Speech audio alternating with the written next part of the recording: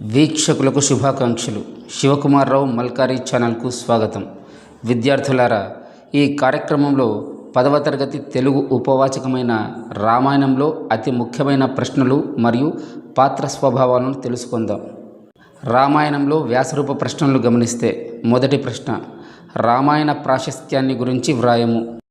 రెండవ ప్రశ్న సీతారామ కళ్యాణాన్ని వ్రాయము. మూడవ ప్రశ్న శ్రీరాముడు వనవాసానికి వెళ్ళడానికి గల కారణమేమిటి. నాలుగవ ప్రశ్న సీతాపహరణం గురించి వ్రాయము. ఐదవ ప్రశ్న శ్రీరామ సుగ్రీవుల మైత్రి ఎలా ఏర్పడింది. ఆరవ ప్రశ్న సీతాన్వేషణ వృత్తాంతంను వ్రాయము. ఏడవ ప్రశ్న లంకాదహనంను వర్ణించండి. ఎనిమిదవ ప్రశ్న రామ రావణ యుద్ధాన్ని గురించి వ్రాయము. తొమ్మిదవ ప్రశ్న రామాయణం ఆధారంగా శ్రీరాముని వ్యక్తిత్వాన్ని విశ్లేషించండి. 10వ ప్రశ్న రామాయణంలోని మానవ సంబంధాల గురించి వ్రాయము. వాల్మీకి రామాయణ రచనకు దారితీసిన పరిస్థితులేవి వివరించండి.